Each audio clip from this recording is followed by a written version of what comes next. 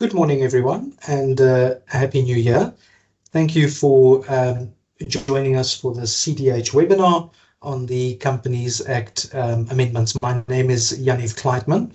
I'm in the Corporate and Commercial Department of CDH, based in Johannesburg, and I'm joined today by my colleague Roxanne Bay, and together we will take you through the material amendments that came into force over the festive season, like a bit of a bombshell.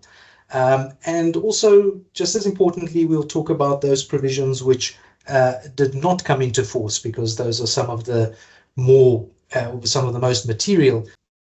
Let's dive into the material. Those are the respective areas that Roxanne and I will cover during this webinar. And I think firstly, let's get into those provisions which did not come into force yet, so that we know we don't have to panic about those right now, but the time will come for us to panic about them.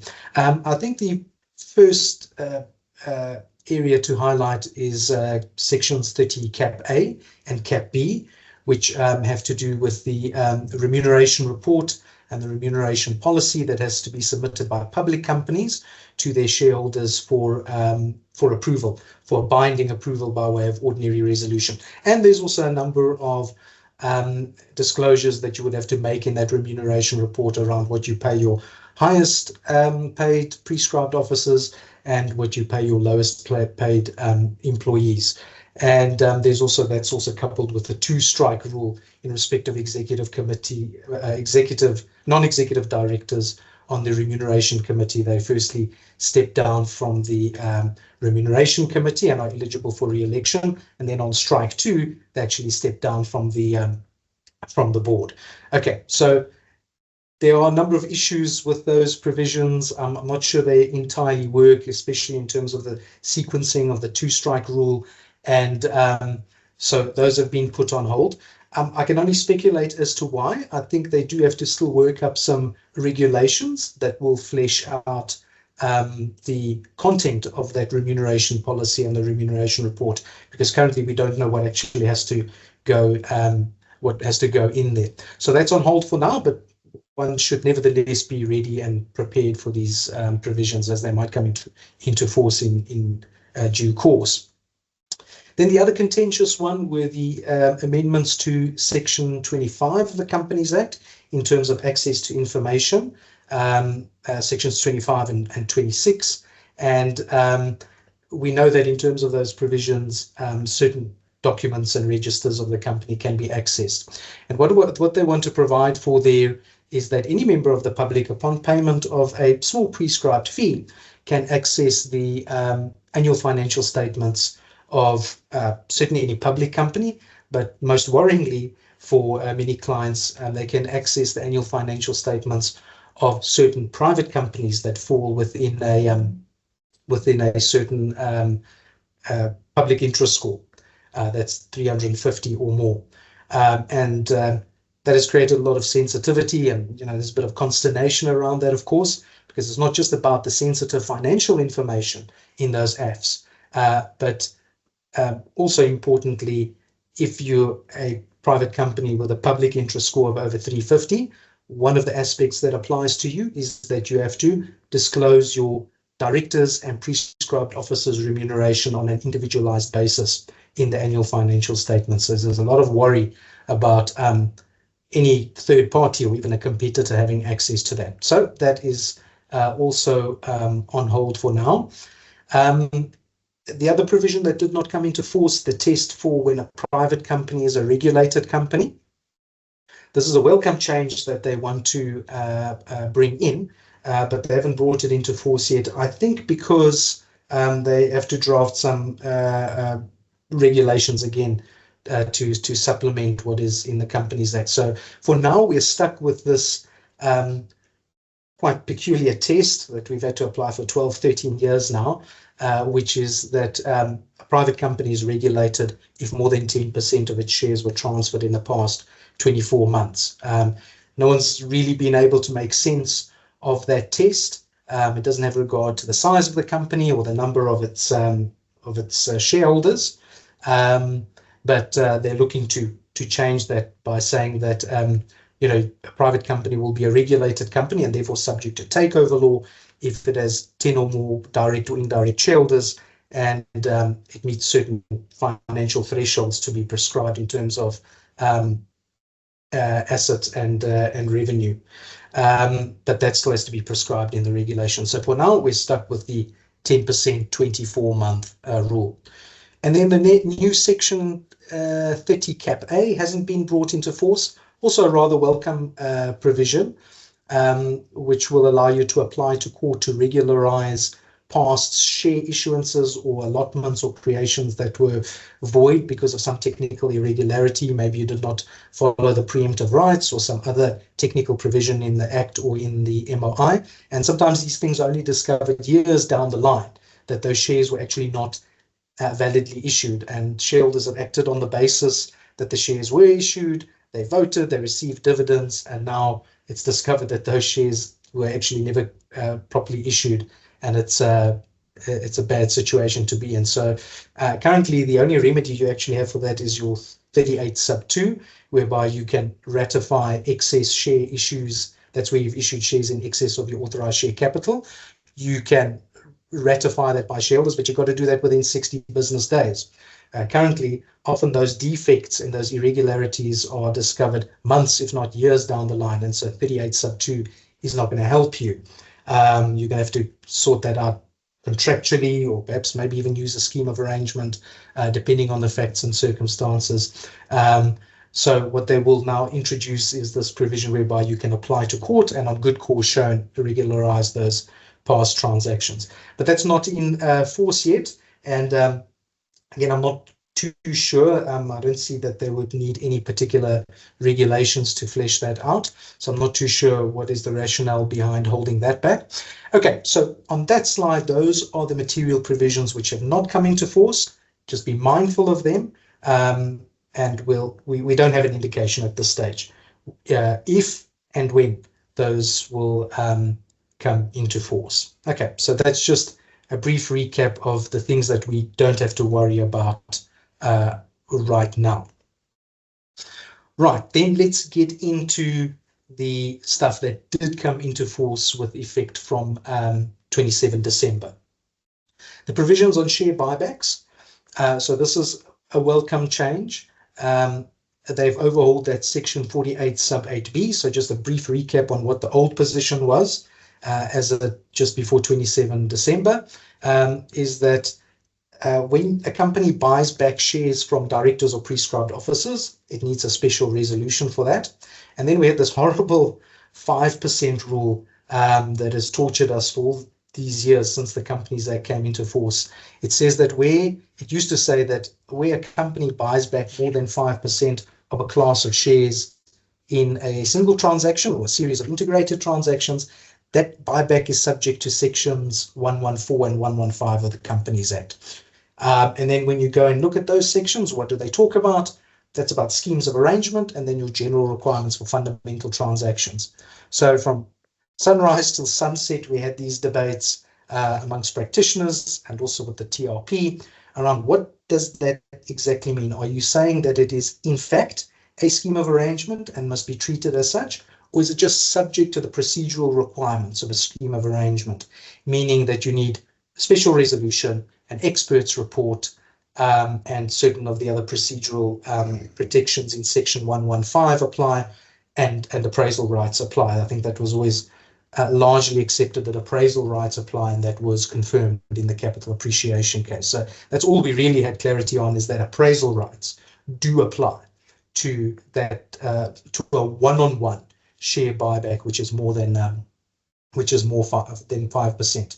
And then but the question of whether it is a scheme of arrangement or is just subject to the requirements of a scheme of arrangement, that was never really finally settled. And it has had very important implications, because if you're going to say it is a scheme of arrangement, then if it's done by a regulated company that is regulated by takeover law, well, then you've got to bring in the takeover laws, and that introduces a very significant layer of regulation to the transaction. Okay, all these debates are now dead. They all died on 27 December. There's no debate around whether it's a scheme of arrangement or whether appraisal rights apply. etc. There's not even an expert's report required. So the only requirement now, and I will see two schools of debate, sort of two schools of thought develop on this, because the drafting is not so clear in this new sub 8 that they've introduced.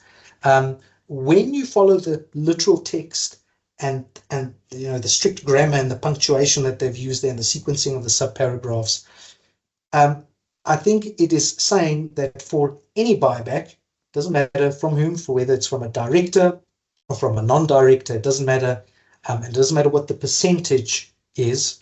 All you need for that is a special resolution of shareholders, except if the buyback is pursuant to a pro rata offer that is made to all shareholders. So the rationale there obviously being that you don't need the protection of a special resolution where all shareholders are being treated equitably and are allowed to tender their shares in pro rata. So that's the one carve out. And the other carve out is where a listed company on a recognized stock exchange does the buyback on the stock exchange. I think when the way they've structured the paragraphs, or this is not borne out by the wording, I think what they intended to say is that you only need a special resolution when you buy back from directors or prescribed officers, and then a carve out to that rule is when you are doing a pro rata offer or buying on the stock exchange. I've all sympathy in the world that is arguable, but unfortunately, I don't think it's quite borne out by the wording, and I think the market is going to generally just default to the more conservative approach, rather just get a special resolution. Okay, but all the other stuff falls away. Anything about fundamental transactions and experts reports and the like, that falls away. Okay, then in terms of practical effect, what does this mean? For JSE listed companies, largely business as usual. Why do I say that? Because listed companies on the JSE in any event have always had to get a special resolution of shareholders to do a buyback. They had to get that by way of specific or general authority, and that general authority you get at your AGM, and then you can only use that to buy up shares on the market and without a prior understanding with a counterparty. And that didn't matter. The 5% rule wasn't actually relevant in that context, at least, because it didn't matter what the percentage is that the listed company is buying back. It needs a special resolution for that, unless it is a pro rata offer. So sort of alignment here now between this new sub 8 and the JSE listings requirements. Now that the 5% rule has fallen away, you might see JSE listed companies go out and ask for a higher maximum, that of shares that they can buy back. You see in the market that ranges from 5% to 10%. I don't think the 5% rule in sub 8 really was the driver behind companies asking for less than 5%. That was more about market forces and what shareholders and investors would let you get away with. And in any event, I don't think it was really ever a concern that a general buyback of more than 5%, where you're not buying back more than 5% from a particular shareholder, I don't see that would ever have triggered takeover law anyway. So I think for JSE listed companies, probably largely business as usual. For non-listed companies, this amendment is both good and bad. Obviously now, because if you want to buy back less than 5%, you now need a special resolution, whereas under the old regime, you didn't. But at least if it's more than 5%, you don't have to worry about the scheme of arrangement provisions, etc. So that'll be in the non-listed space. But I think also importantly, and this is not just relevant to the share buybacks, this is going to come through on the financial assistance and the Social and Ethics Committee amendments as well. So this is just a general remark. One will have to look at a lot of MOIs of companies to see to what extent they're hardwired or transplanted over the wording in the old law. And because now there's going to be a mismatch between your MOI and what the new law is, and there's going to be confusion about which regime do you apply. So best have that sorted out, have a fresh review of the MOI, and see what panel beating would be required to bring it in line with these amendments. It shouldn't be a lot, but it will be mainly where you have happened to hardwire the wording of the old law into your MOI, and now you don't want to have a debate around which one applies. Okay, so that's the story on the share buybacks. Then the prescription rules around director breaches. This was quite a subtle point and was actually only recently picked up in that Nebervest case that I've got on the slide there. So just to take a step back here, it's not controversial that if a director breaches their fiduciary duties to the company and that results in loss or damages to the company has a claim against that director. And in terms of your normal prescription rules under the Prescription Act and the tons of case law that is developed under the Prescription Act, we know that the 3-year period of prescription runs generally from the date of you've committed the damage-causing event, from when you've committed the delict, and then you count 3 years from then. That's when you've got to get your summons in. But importantly, under general prescription rules, there's a qualification to that. If the plaintiff or the creditor only reasonably found out about the facts or the material facts that underlie that cause of action, if they only find out about that much later and they were acting reasonably in doing so, they only found out, any reasonable plaintiff would have only found out about this cause of action later, then your 3 years runs from that period when knowledge arises. But in juxtaposition to that, we had this Section 77 sub 7 in the Companies Act that provided for a hard time bar, 3-year period that runs from the date of the commission of the offence by the director, and that's regardless of when the company finds out about that breach. And this is probably an inappropriate regime to apply in respect of director breaches. Those often involve rather clandestine and sophisticated modus operandi. It often takes an independent board which is formed in the future to find out about these director breaches. And so this hard time bar that runs from the date of the commission of the offence is just not appropriate. So they've picked up on that, and they've now provided for an ability of the company to apply to court on good cause shown to extend that time bar. And I think that good cause shown in 90% of cases will mean that the company could only reasonably have found out about this breach much later because of its sophistication and its clandestine nature. In terms of a practical effect and implementation steps to be taken by the company, I don't really think there's any positive action there required from companies. It's a welcome change for companies that are maybe struggling with rogue directors who have pilfered the company. They have more time to bring that action against directors. It was pointed out to me when we did the webinar, an initial one in January last year. One gentleman asked me, well, is this going to now increase the insurance premiums on D&O, Directors in Officers Insurance, because now there's a greater period of risk for those insurers? I don't think so. I'm not convinced that this time bar was necessarily priced into the premiums. It's quite a subtle and technical point that was actually only recently that rose to the surface in that Nebervest case. But as I say, they fixed that up now, and there's an ability to apply to court to extend the prescription period. Okay, so that's on the directors.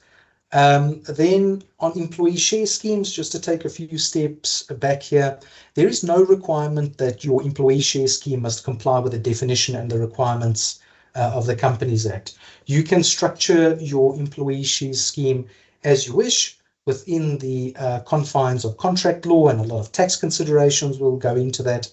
It's just that if your employee share scheme or your ESOP complies with the definition in the Companies Act, and is a compliant one in terms of Section 97, then you get the benefit of certain carve-outs or exemptions such as, for instance, sections 44 and 45 with regard to financial assistance.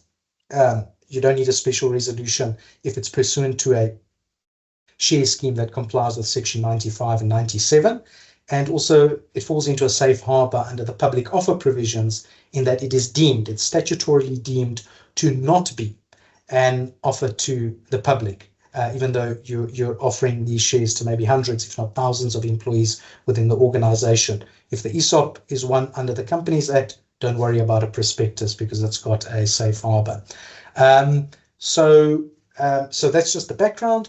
Then in terms of the change that they've made here is that there's been a debate when you look at the definition of the ESOP in section 95. There's a suggestion there, or there's a reading of it, that it only applies to ESOPs that involve an issuance or subscription of fresh shares, not a purchase of already issued shares, for instance, on the market. And actually, in the market, by far the majority of ESOPs are purchase schemes, not subscription schemes. And so there was a debate around whether a purchase scheme actually had the benefit of this carve out. And so now they've clarified that purchase schemes will also have the benefit of this carve out. And so the practical effect of that is that to the extent companies were going to shareholders in the AGM seeking for instance, financial assistance resolutions, to approve financial assistance in connection with those purchase schemes, they can drop that from their AGM notice, provided, of course, that the ESOP complies with section 97, which is where you have to have a compliance officer that undertakes the various administrative duties and filings as set out under that section. Okay, so that's the amendments with regard to the employee share schemes. And then the last bit that I'll talk about before I hand over to Rox. Okay, I'm going to moonlight a little bit here as a business rescue lawyer, so this might be a little bit entertaining.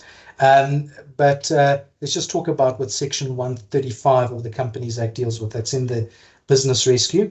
So what Section 135 is about, the rationale or the philosophy behind it, is when a company goes into business rescue, there are a number of persons or stakeholders who, after business rescue, and this is all about post-commencement claim, there are persons who, after business rescue, financially assist the company or obtain claims against it or extend credit or otherwise financially help out the company.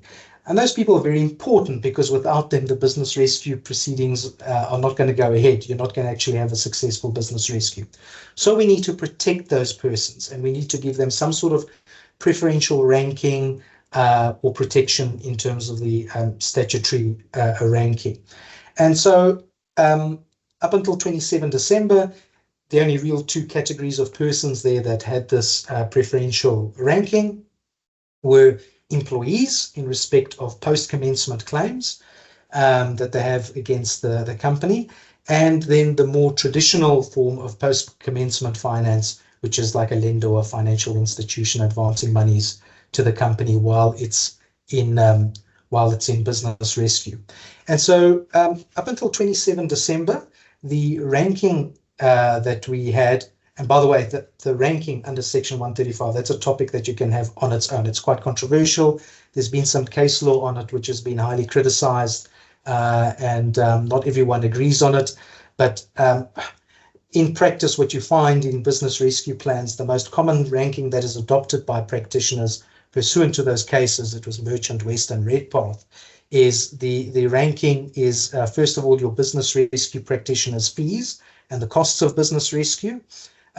Then come your employees for the post-commencement claims, then secured post-commencement finance, then unsecured post-commencement finance, and then the rest, secured and unsecured pre-commencement creditors. And that's where the controversy is. A lot of people can't believe that pre-commencement secured creditors would be treated so badly in terms of the ranking under Section 135. And that's why there's a lot of disagreement with those cases. Be that as it may, I don't want to delve into that too much, but I just want to talk about what the change is here. They've offered now some protection to landlords. And just to understand, this is not about the rent that is to be payable to that becomes owing to landlords. They don't have any preference in that regard. This is only about out-of-pocket utility costs that they have to pay for electricity, water, sanitation, etc., to the municipality or to other third parties, and that they would have recovered under the lease agreement from the tenant who is now in business rescue. So this preference that they've introduced now is in respect of those post-commencement utilities claims, and where the landlord will now slot in. Again, the wording here leaves much to be desired, unfortunately, with the amendment. There's a couple of readings of it. I think what the consensus will be, and I think what they did try to achieve here, is to slot in those landlord claims after the employees' post-commencement claims, but ahead of secured and unsecured post-commencement finance in the traditional sense.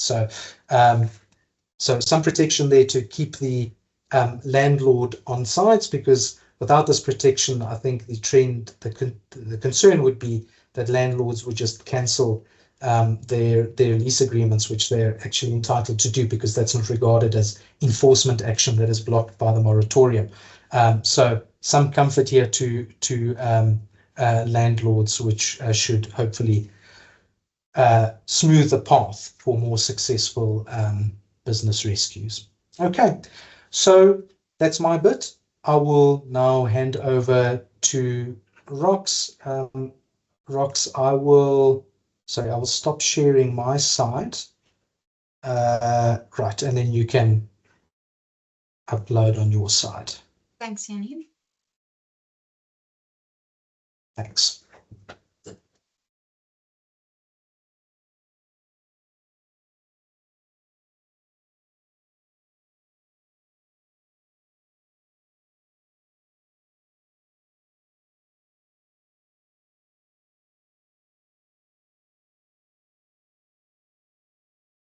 Okay, good morning, everyone.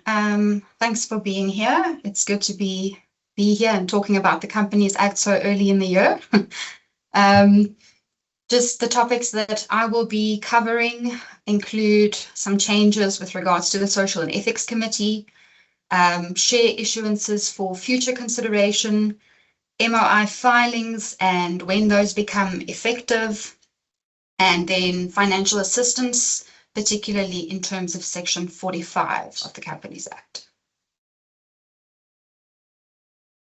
Okay, so Social and Ethics Committee. So just a recap.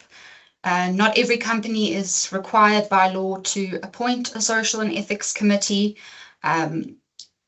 Companies that are required to do so are state-owned companies, listed companies, and then other companies who have a certain public interest score. The material changes here relate to mostly public companies and state-owned companies.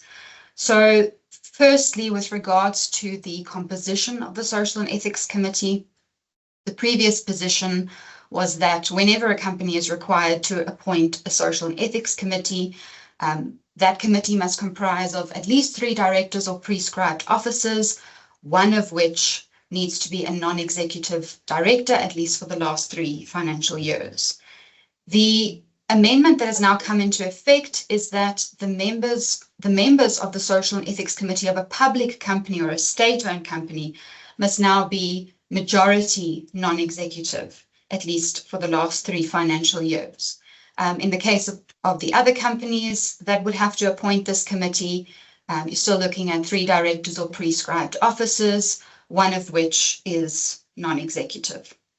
So just a note on non-executive, that does not have to mean independent. It just means they cannot have been involved in the day-to-day management of the company in the last 3 financial years. So it's not like they have to be a complete outsider. You could source a non-executive director that's maybe linked to a shareholder, for example.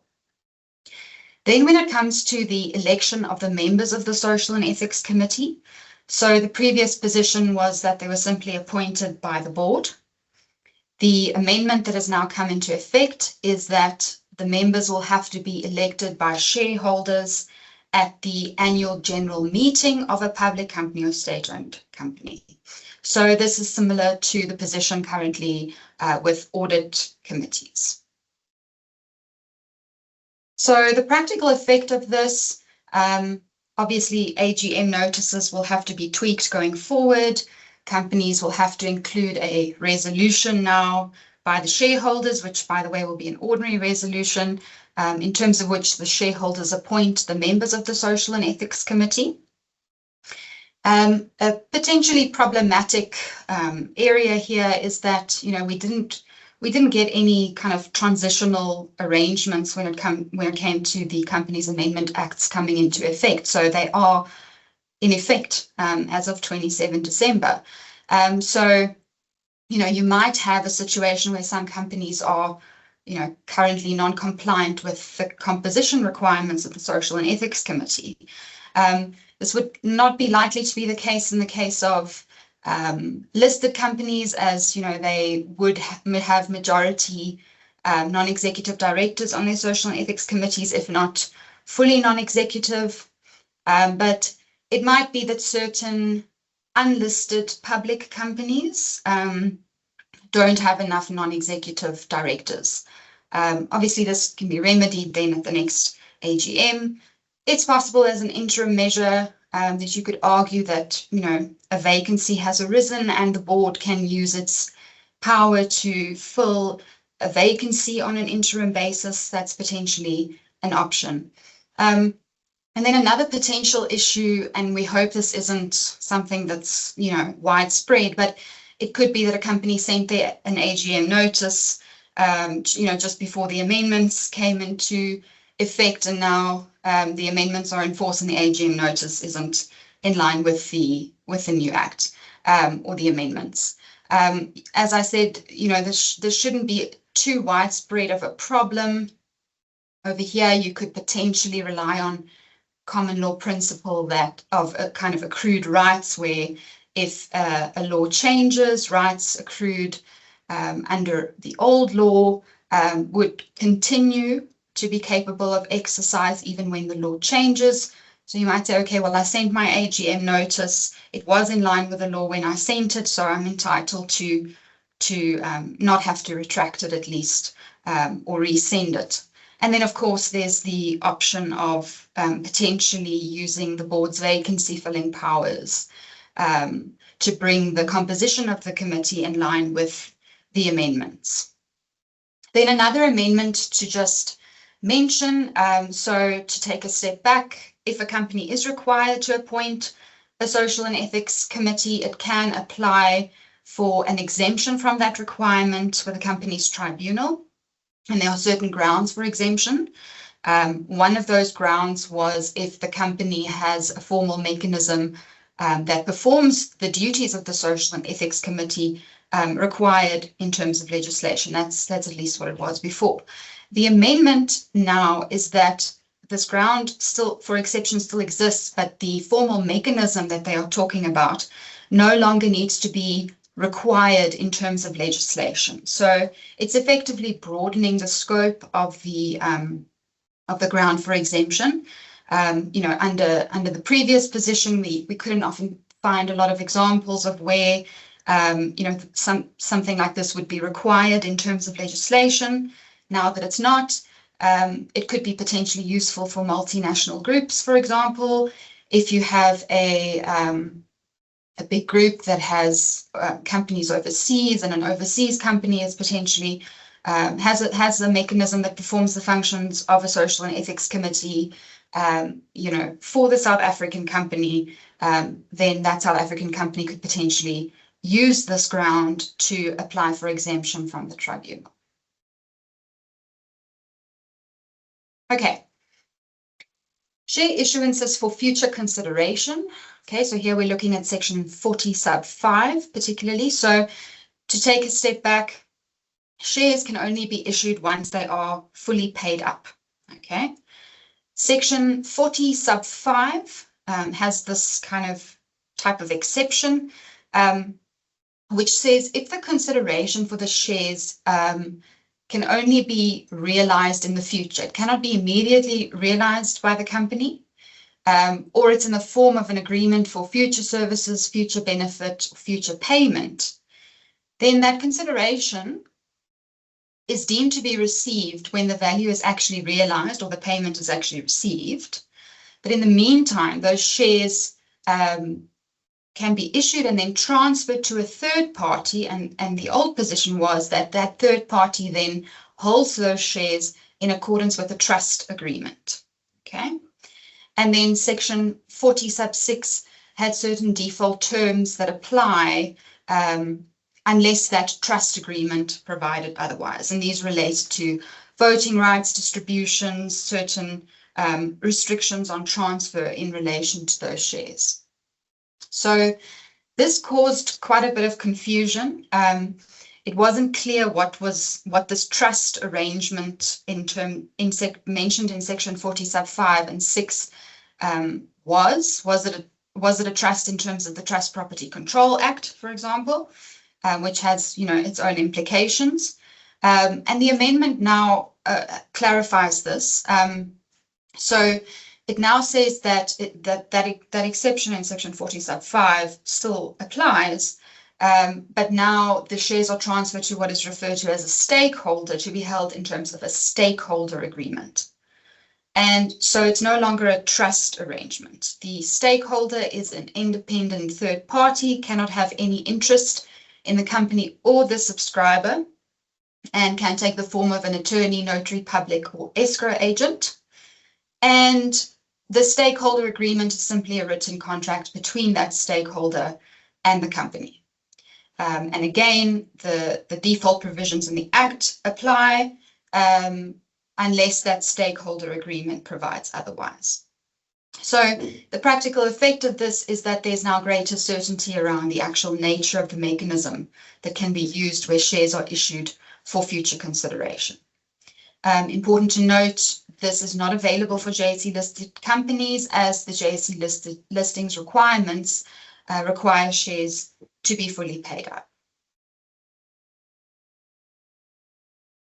Okay, then we get to MOI filings. Now, this is something that every lawyer and company secretary and probably auditor as well, it's a question that we get almost on a daily basis, or have been getting for the last 15 years. So when does an MOI amendment become effective? That is the question.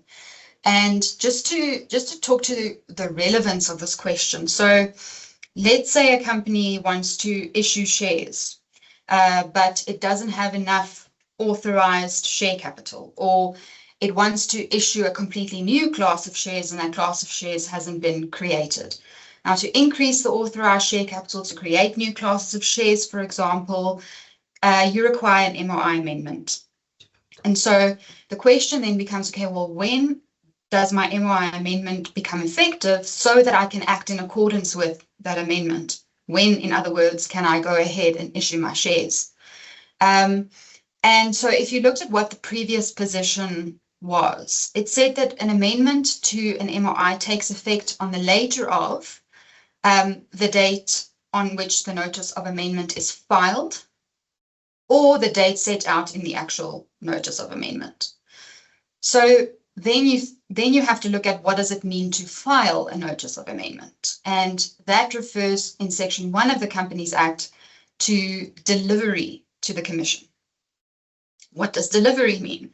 So there's a annexure, a little known annexure at the back of the Companies Act, table CR3, which talks about when something is deemed to be delivered to the Commission. This is what caused a bit of confusion.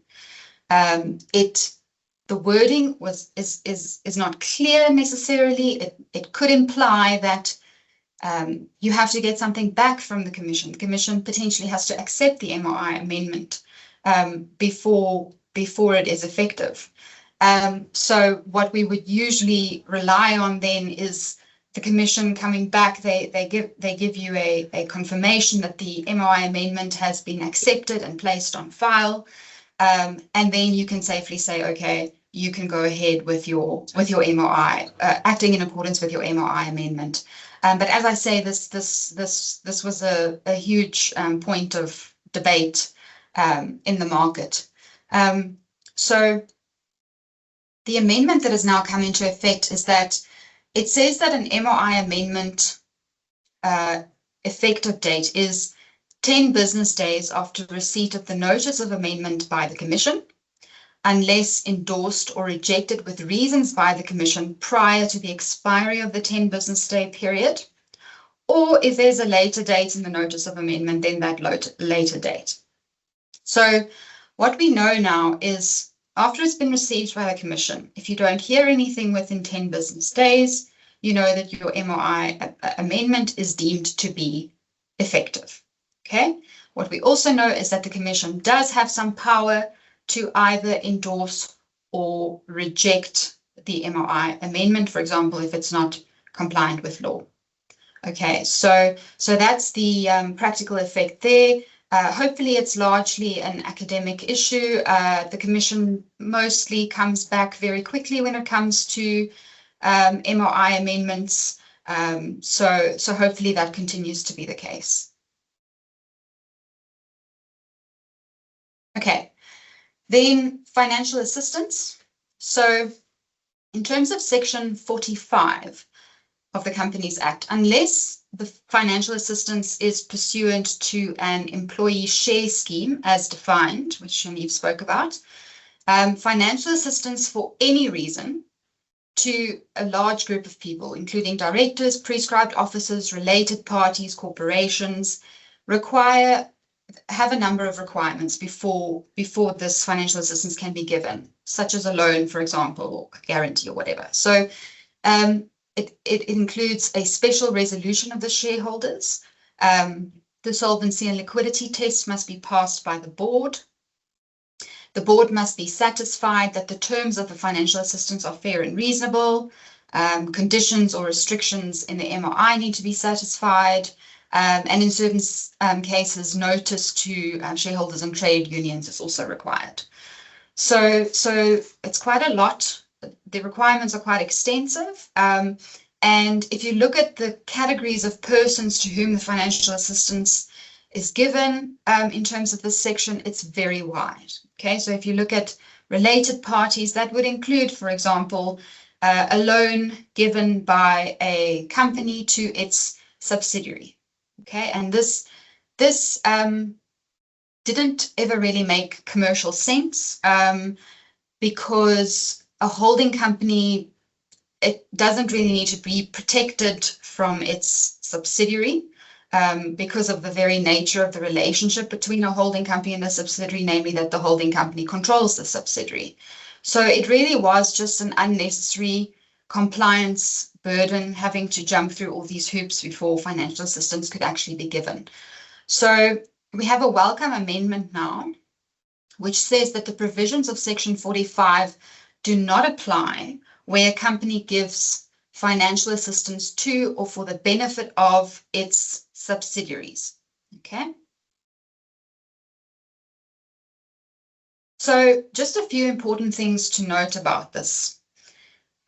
Financial assistance by a subsidiary to a co-subsidiary or financial assistance from a subsidiary to a holding company would still be caught by Section 45. So you would still need to get your special resolution and satisfy all the other requirements as well. So in other words, downwards financial assistance to a subsidiary is carved out. Sideways financial assistance between co-subsidiaries to companies that have a common controller would be caught by Section 45, and upwards financial assistance from a subsidiary to a holding company would be caught by Section 45. Important to note, subsidiary, when you look at how subsidiary is defined in the Companies Act, it means a South African subsidiary, okay? So downward financial assistance to foreign subsidiaries is still subject to the requirements of Section 45. And why is that? It's because of that Steinhoff case that's mentioned on the slide there. The Section 45 refers to financial assistance to corporations, and the court interpreted that to include foreign entities. So So given that the word subsidiary is used in the carve-out, the carve-out is really only downwards financial assistance to South African subsidiaries. So downward financial assistance to foreign subsidiaries is not carved out. And then another very important thing just to remember, there are two sets of financial assistance rules in the Companies Act. We have Section 45, which we've been talking about now, but also Section 44, which deals with financial assistance for the acquisition of securities in the company. Section 44 financial assistance does not have the same carve out. Okay, so if a holding company was to give financial assistance to its subsidiary for the acquisition of shares in the holding company, you probably won't see that very often. But if that were to happen, the provisions of Section 44 would still apply, very similar to the requirements of Section 45, special resolution, solvency and liquidity.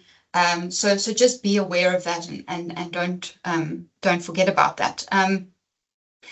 Practical effect here, financial assistance resos can potentially be tweaked. If you are a company with foreign subsidiaries, like I said, just be careful there. They might need to stay the same. You would also need to consider MOI amendments. We do sometimes see, particularly with this section, that MOIs operate as a kind of user manual for companies.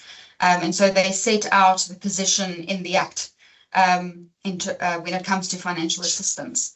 And if it is the position as it applied previously, your MOI might just say, well, financial assistance to related parties requires, compliance with the requirements of Section 45 and sets out those requirements without the carve out. And then you could potentially run into a bit of trouble there. So yes, just to consider your MOI, your MOIs, just to bring everything in line with the amendments. Okay, that's it from me. Thank you very much. I'll take some questions now. Yeah, thanks, Rox. That was awesome. Yeah, I did look some nice questions coming through on the chat. Let's just go through those. The first two that I picked up there, they're kind of interlinked. Asking if I buy back from a single shareholder of 1%, do I now need a special resolution for that? Yeah, unfortunately, on the literal language that they've drafted there, yes, it's just a badly drafted sub 8. So it's any buyback unless it's a pro rata or it's done on a stock exchange. And then linked in with there, I saw someone imploring me to try find an argument the other way, that the new sub 8 in Section 48 is saying that you only need a special resolution when you buy back from directors, because this thing of having to have a special resolution for any buyback is very onerous. And I take the point. The only thing is where I struggle with that type of argument, if you take it to its logical conclusion, you could buy a huge chunk of shares from a non-director shareholder, 20-30%, with absolutely no shareholder approval. It's totally within the board's domain. Yes, the board is bound by fiduciary duties and obviously the solvency and liquidity test, but that type of position, the latter one, where you could buy back a huge chunk from non-director shareholders, is so out of kilter with other jurisdictions around the world, the Commonwealth jurisdictions that our Companies Act and our case law has always sort of followed or been modeled on. So that's just what I struggle with. My mind is that that counter argument just has problems with it as well. But yes, obviously the interpretation that you need a special resolution for any buyback has its problems as well, because it kind of renders that sub A almost superfluous. Because if you're going to say you need a special resolution for any buyback, why do you need to single out directors and prescribed officers in the paragraph A as needing a special resolution? So I do struggle with both interpretations. As I say, I think we, at least in early days, where most of the market is going to land, is why take a chance? I don't want to be a test case on this. I'm just going to get my special resolution, and I think that's probably the advisable way to go forward. I saw with more of a comment or a question that, you know, the unlisted companies, your private companies and unlisted public companies are going to struggle with these SEC requirements to have a non-executive director. So for private companies, Rox would have mentioned there, it's still the private companies only need to have one non-executive director. It doesn't have to be independent, okay? So it can be someone sourced from the shareholder. They just don't have to be involved in the day-to-day management of the company. And then for listed companies, not a big deal for them. They've always had only non-executives on the SEC. And your unlisted public companies, they may struggle now because now they need to find two non-executive directors. But I spoke to Rox and she says she's happy to be a non-executive director for all these companies. Joke, please. That is a joke. Please do not phone her and ask her to be a director. Okay. Rox, I don't know if you picked up any other... were there any other questions? So I see one here. What happens if a subsidiary gives financial assistance to its holding company now? Is that also scrapped? No, it's not.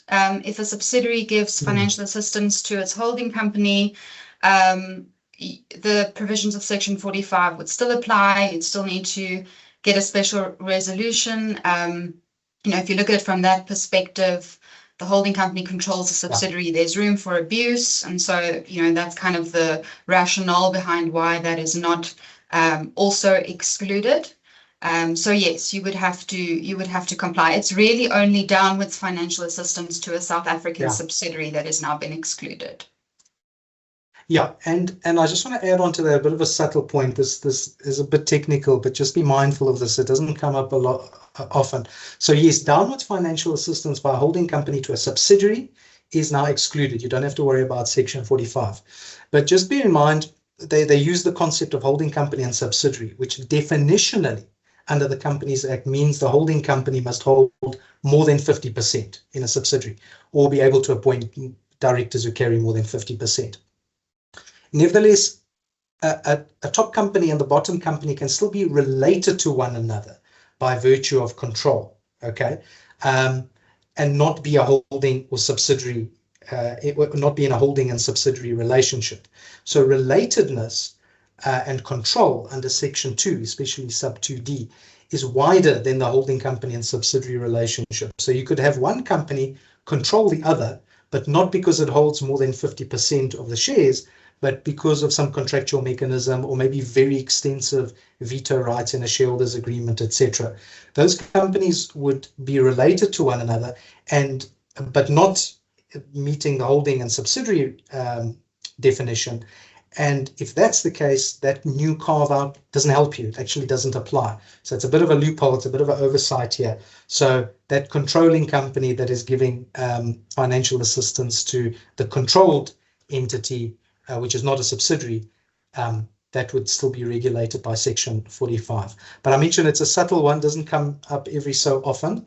But don't just end the inquiry at at holding company and subsidiary. Just ask the more subtle question of whether these companies are perhaps nevertheless still related to one another. Okay, Rox, I don't know, unless there was any other questions you picked up on here? Don't think so. Okay. All right. Okay. With that then, I'll thank you all again for joining the webinar. As I say, the recording will be made available to everyone. Thank you. Have a good day further and have a great year ahead. And until next time. Thanks, everyone.